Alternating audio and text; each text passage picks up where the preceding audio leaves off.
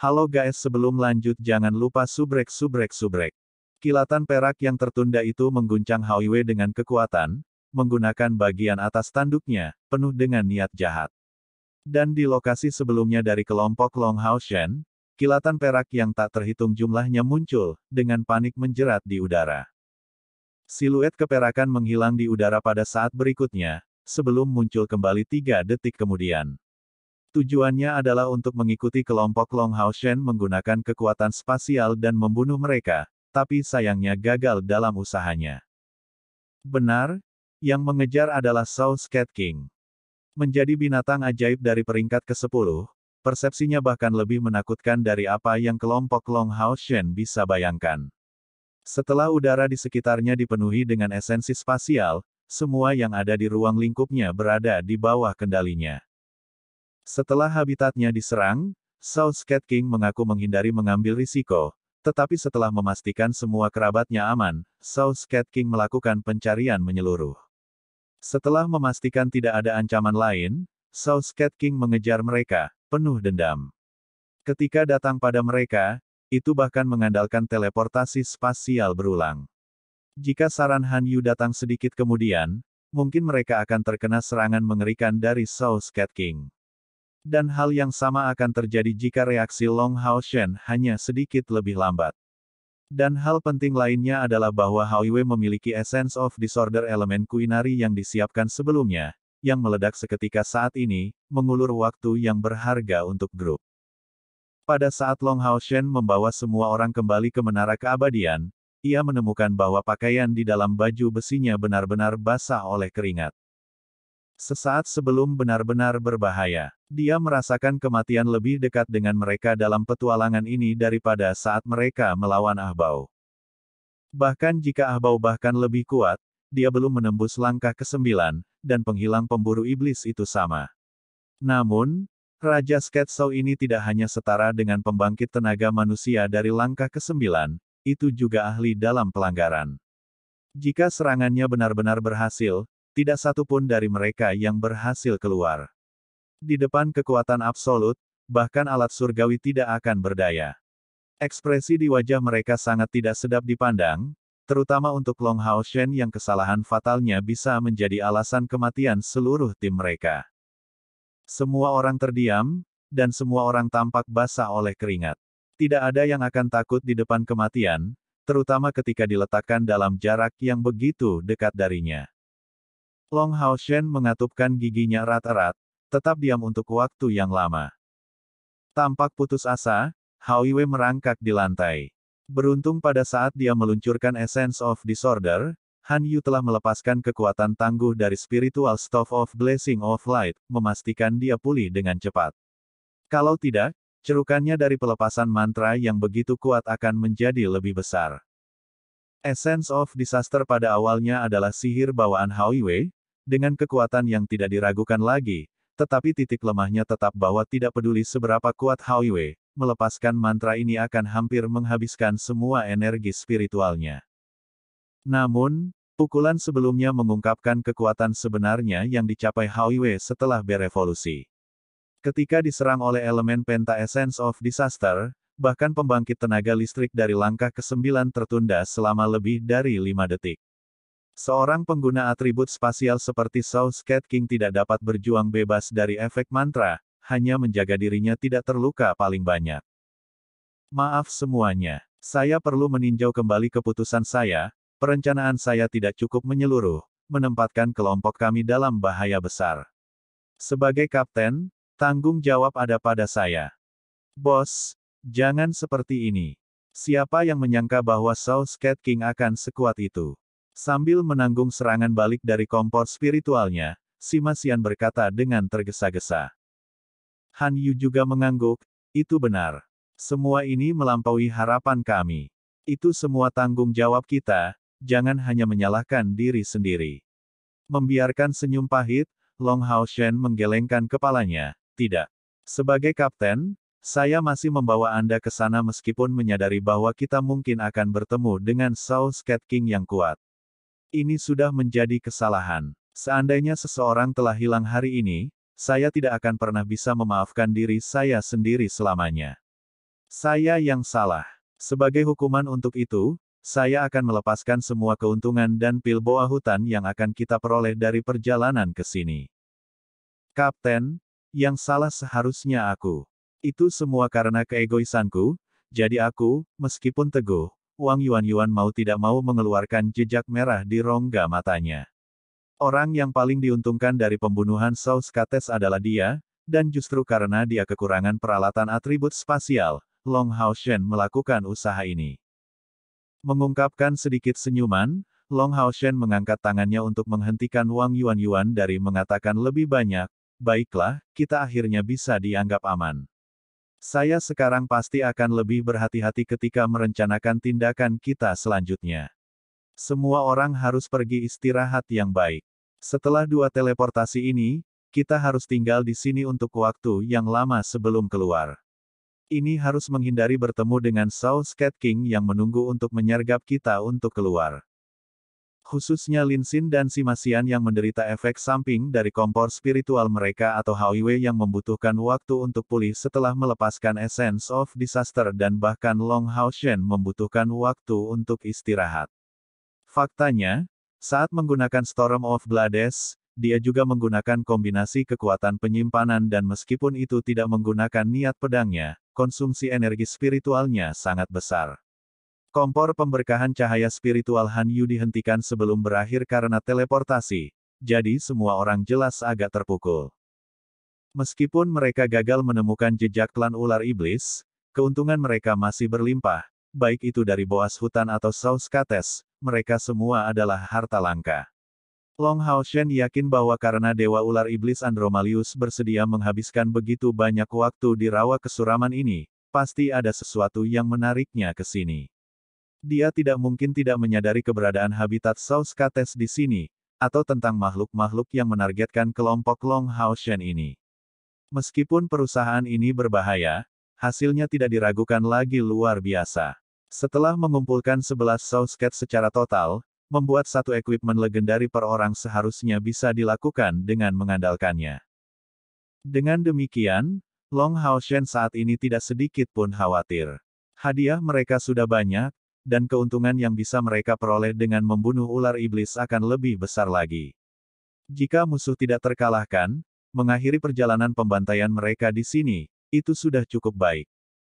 Dari keberangkatan mereka dari aliansi kuil kali ini, kerugian terbesar adalah mengenai ingatan Chaier, jika tidak, tujuan mereka secara keseluruhan sudah tercapai, karena kebangkitan Chaier sebagai dewa pilihan sudah selesai. Menara keabadian dengan cepat menjadi sunyi, dan semua orang mulai berkultivasi. Long Hao Shen belajar pelajaran dari pertemuannya dengan South Cat King.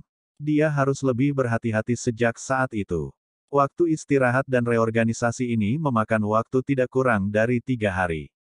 Hanya ketika Simasian dan Lin Xin pulih dari serangan balik tungku spiritual mereka masing-masing, mereka akhirnya kembali ke rawa kesuraman. Long Hao Shen mengambil inisiatif untuk mengangkut dirinya kembali ke rawa-rawa. Dia bisa dianggap sebagai landasan teleportasi kelompok mereka. Lokasinya akan menjadi tempat di mana rekan-rekannya akan diteleportasi. Ketika kembali di rawa kesuraman, Long Hao Shen mencoba menyembunyikan auranya sendiri sebanyak mungkin sambil memblokir racun, menjaga jarak dari habitat Sauskates sejauh mungkin. Dengan Hauiwei yang tersisa di menara keabadian, Long Hao Shen mampu memicu kontrak darahnya untuk memanggil dirinya sendiri di sisinya kapan saja, yang jauh lebih cepat daripada teleportasi melalui melodi abadi. Bahkan jika South Cat King muncul kembali, dia akan punya waktu untuk melarikan diri. South Cat King ternyata tidak cukup sabar untuk menunggu di tempat ini, jadi Long Hao Shen terbang dengan mulus. Gas beracun di udara ditangkis dengan armor energi spiritualnya, mengeluarkan suara puff berulang kali. Meskipun demikian, Long Hao Shen saat ini memiliki 3 rongga spiritual, meskipun esensi cahaya di rawa-rawa tidak banyak, pemulihannya masih menetralkan konsumsi dari menolak kabut beracun. Bergerak sebagai satu orang pasti akan selalu jauh lebih mudah daripada berkelompok, dan dengan pelajaran dari South Cat King, Long Hao Shen berhasil pergi dengan cepat sendirian. Setelah tidak kurang dari setengah jam penerbangan, ketika mencapai jarak yang jauh dari wilayah Sauskates, dia memanggil rekan-rekannya kembali ke sini. Pada saat perawakan besar Hauiwei ini muncul di rawa kesuraman, garis pandang Long Hao Shen akhirnya dibersihkan. Penyerapan panjang seperti paus Little Purple membersihkan sebagian besar kabut beracun saat dia menyedotnya. Semua racun ini dengan cepat menghilang dari pandangan mereka. Pulihkan energi spiritual kalian semuanya. Memanggil cahaya riak, Long Hao Shen menjaga tempat itu. Menara keabadian adalah tempat di mana mayoritas kelompok tidak dapat memulihkan energi spiritual, dan bahkan jika tempat ini kurang, berbagai elemen masih ada. Duduk di punggung Hauiwei, semua orang mencoba memulihkan energi spiritual mereka. Little Light dan Little Flame masing-masing melepaskan kemampuan yang dekat dengan spiritual gathering halo. Selain Wang Yuan, seluruh kelompok pulih dengan kecepatan yang cukup besar. Adapun Chen Yinger, dia tidak berpartisipasi dari awal hingga akhir, dan tentu saja tidak perlu pulih. Ah! Dengan teriakan alarm, Chen Yinger menarik perhatian Long Hao Shen ini. Apa masalahnya, Yinger? Chen Yinger memegang babi harta karun di tangannya. Bos, lihat. Gadis ini sangat bangga pada intinya, dan masih memanggil Long Hao Shen dengan namanya atau sebutan kapten pada saat mereka baru saja menjadi pemburu iblis. Tapi sebagai tim terus jatuh tempo, ketika melihat segala sesuatu yang Long Hao Shen lakukan demi tim, dia mulai dengan tulus memanggilnya sebagai kapten, meskipun Long Hao Shen sebenarnya sedikit lebih muda darinya. Long Hao Shen kemudian menemukan bahwa di tangannya, cermin gambar harta babi mengeluarkan kecemerlangan warna emas, hanya terlihat sangat samar. Ini adalah, Long Hao Shen menatap Chen Yinger dengan ragu-ragu. Tangan kiri Chen Yinger bersentuhan dengan bagian bawah dahinya, dan sedikit riak bengkok muncul di babi. Segera, mata McDoul berbinar, memancarkan cahaya serupa. Dia mengatakan kepada saya bahwa dia menemukan sesuatu yang baik. Di sana, Chen Yinger mengarahkan tangannya ke arah tertentu. Baru kemudian Long Hao Shen ingat bahwa babi harta gambar cermin ini juga memiliki kemampuan berburu harta karun.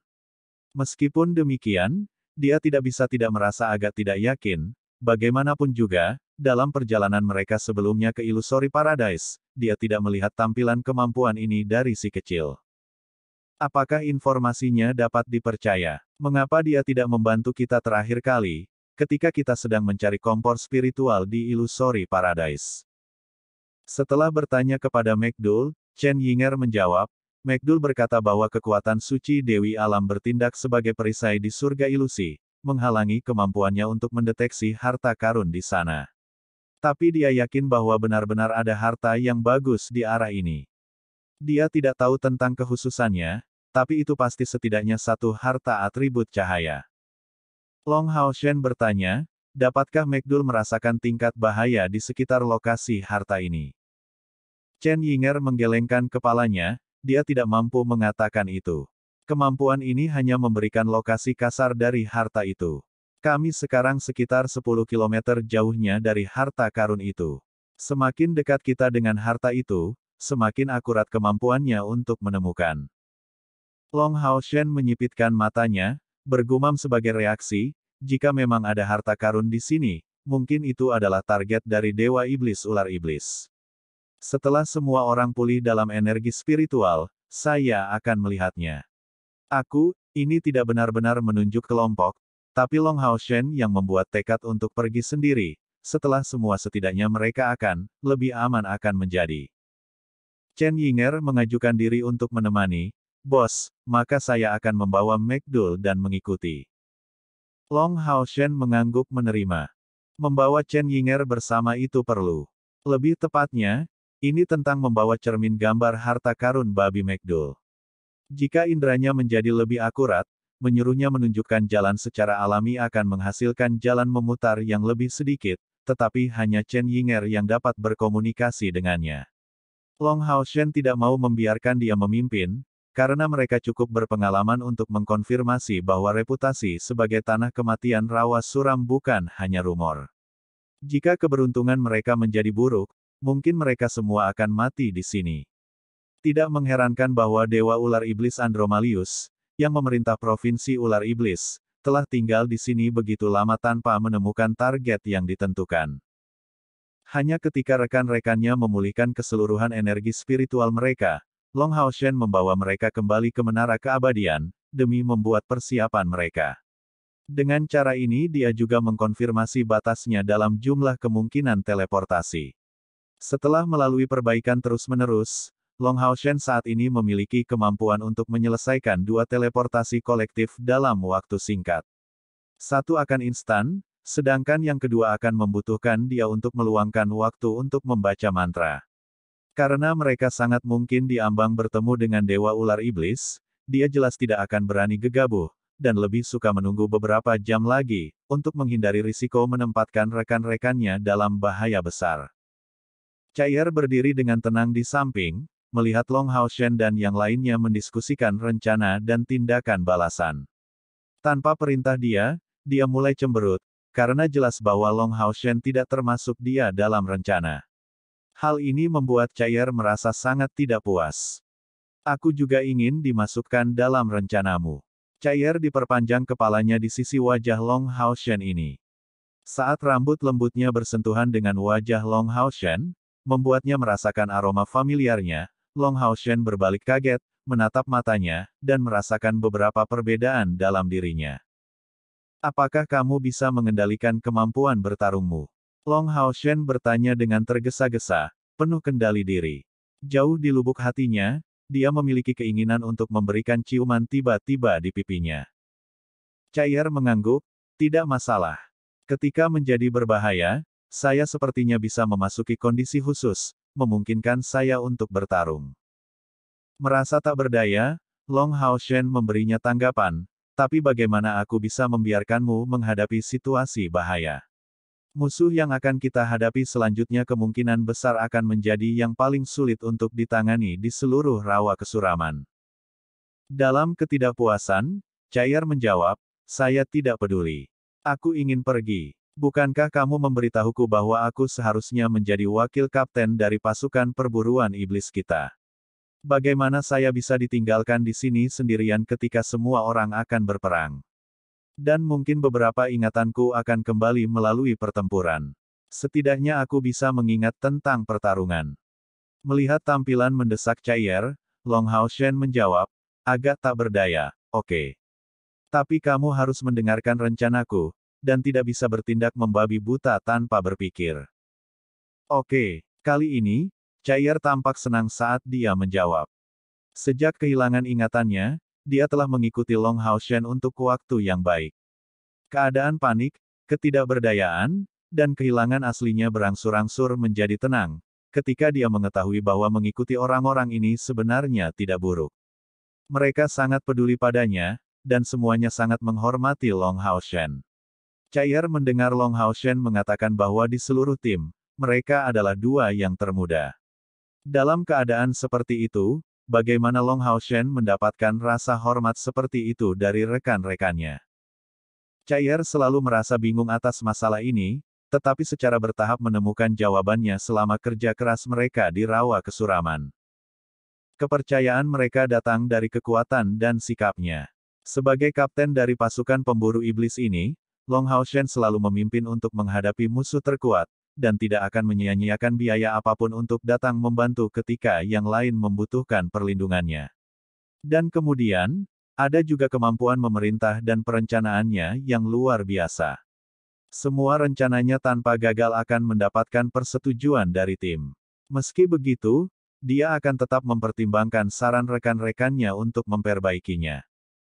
Dapat dikatakan bahwa Chai'er secara bertahap tertarik pada bagian luar biasa Long Haoshen, dan mendapatkan kepercayaan terhadapnya bersama dengan semacam perasaan yang tak teraba.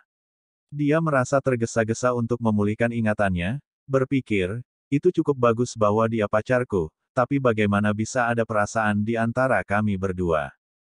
Akhir-akhir ini, saat yang lain sedang berkultivasi, Chai'er mengalami cukup banyak rasa sakit sendirian, karena semua usahanya untuk mendapatkan kembali ingatannya ternyata tidak berhasil. Setiap kali dia mencoba mengakses ingatannya, itu membuatnya sakit kepala parah. Paling-paling, dia akan melihat beberapa fragmen gambar dalam inderanya, seolah-olah ingatannya yang hilang disegel di dunia lain dari tubuh fisiknya, dan yang dia butuhkan adalah jembatan untuk menghubungkan dua dunia ini. Dari penundaan awal 6 jam, sekarang hanya diperlukan 3 jam menunggu sebelum kemampuan teleportasi menjadi dingin. Setelah diskusi menyeluruh tentang rencana mereka, Long Haoshen menyuruh semua orang masuk ke kondisi meditasi. Meskipun Wang Yuanyuan dan Chen Yinger tidak perlu memulihkan energi spiritual, ini setidaknya akan meningkatkan kondisi mental semua orang ke puncak. Cahaya redup menyinari rawa kesuraman sekali lagi, saat Long Haoshen membuka keempat sayap di punggungnya, sambil meletakkan tinju kanannya di dadanya. Dengan kilatan cahaya keemasan lainnya, Chen Yinger muncul di sampingnya, memegang babi kecil Megdul di lengannya. Chen Yinger tertawa bahagia, melihat sekeliling saat dia membelai punggung babi kecil Megdul, membuatnya merasakan arah harta karun itu. Long Haoshen sekali lagi mengarahkan tangan kanannya ke depan, lalu sosok hijau muncul di belakang punggung Chen Yinger, itu adalah pengawal suci ke-10. Satu-satunya misi yang diberikan Long Haoshen padanya adalah, untuk melindungi Chen Yinger dengan baik. Pergi. Melihat Chen Yinger menunjuk suatu arah, Long Haoshen membentangkan mantel suci, menutupi mereka bertiga di dalam, sambil mengeluarkan persepsinya untuk merasakan kemungkinan bahaya di sekitar mereka. Untuk keamanan lebih, kelompok Long Haoshen ini terjebak dekat dengan tanah saat terbang. Pada saat genting, pengawal suci ke-10 akan kapan saja dapat membawa Chen Yinger menjauh dari bahaya, dan dalam hal reaksi, itu adalah seseorang yang Long Haoshen tidak bisa dibandingkan dengannya. Melambaikan di tangan kanannya Rippling Light dengan Glorious Holy Shield yang rusak parah di tangan kirinya, Long Haoshen berdiri di depan. Karena tidak perlu berjalan di rawa-rawa, tugasnya membuka jalan jauh lebih santai, karena hanya tanaman merambat yang lebih besar yang menghalangi jalan mereka. Setelah maju sekitar 1 kilometer, Long Haoshen tiba-tiba menghentikan langkahnya, melakukan gerakan diam di tangan. Chen Yinger dan pengawal suci ke-10 di belakangnya berhenti, dan kedua mata Long Haoshen menyala dengan cahaya terang. Memutar kepalanya, dia melihat ke pengawal suci ke-10. Mata pengawal suci ke-10 berkedip-kedip dalam cahaya, yang merupakan tanda hubungan jiwanya dengan melodi abadi. Long Haoshen bertukar persepsi dengan para penjaga suci dengan cara ini. Meskipun melihat jauh tidak mungkin dalam kabut beracun ini, persepsi Long Haoshen cukup untuk menggantikannya. Setidaknya dalam kisaran terbatas, itu cukup akurat. Pengawal suci ke-10 mengangguk padanya, sebelum berubah menjadi angin dingin, menuju kabut beracun. Energi spiritual hijau secara mandiri mengelilingi tubuhnya, melindunginya dan membuatnya tampak seperti sambaran petir hijau. Cahaya terang di mata Long Haoshen berubah bahkan lebih intens. Saat ini dia tidak perlu menggunakan energi spiritual apapun, tetapi konsumsi kekuatan mentalnya cukup besar. Beberapa saat kemudian, kilatan hijau menyerbu ke arah mereka, tiba di depan Long Haoshen dan Chen Yinger. Itu adalah pengawal suci ke-10, yang kembali dengan mayat, milik ular iblis setinggi sekitar 3 meter, yang ekor panjangnya menempati 2/3 dari ukurannya. Tenggorokannya diiris, memperlihatkan tulangnya. Luka ini terlihat sangat fatal. Setelah merasakan kehadirannya sebelumnya, Long Haoshen memerintahkan pengawal suci ke-10 untuk membuangnya. Mengingat kemampuannya, mencapai itu tanpa jejak bukanlah prestasi yang sulit baginya, dan akan lebih efektif daripada Long Haoshen mencoba membunuhnya. Sepertinya penilaianku tidak salah. Persepsi Megdul memang cukup akurat. Di rawa kesuraman ini seharusnya ada semacam harta karun, yang seharusnya menjadi target dari Dewa Setan Ular Iblis Andromalius. Dan kami semakin dekat dengan target itu. Mengatakan itu, Long Haoshen menunjukkan jempol ke pengawal suci ke-10. Chen Yinger bertanya, lalu apa yang harus dilakukan? Sambil tersenyum, Long Haoshen menjawab, tentu saja kita harus pergi ke jalan yang aman, dengan memusnahkan bawahannya di jalan sambil maju. Pengawal suci ke-10, kami akan mengganggumu. Nyala api di mata pengawal suci ke-10 berdenyut lebih kencang, seolah mengeluarkan kebanggaan. Long Haoshen menemukan pohon anggur yang agak besar, mengangguk ke Chen Yinger setelah memastikan keamanan, dan kemudian memanggil pengawal suci ke-12 untuk berjaga-jaga. Dia sedang duduk bersila di dekat tanaman merambat, Saat kilatan emas di matanya berubah menjadi warna yang lebih dalam, memberikan anggukan kepada pengawal suci ke-10.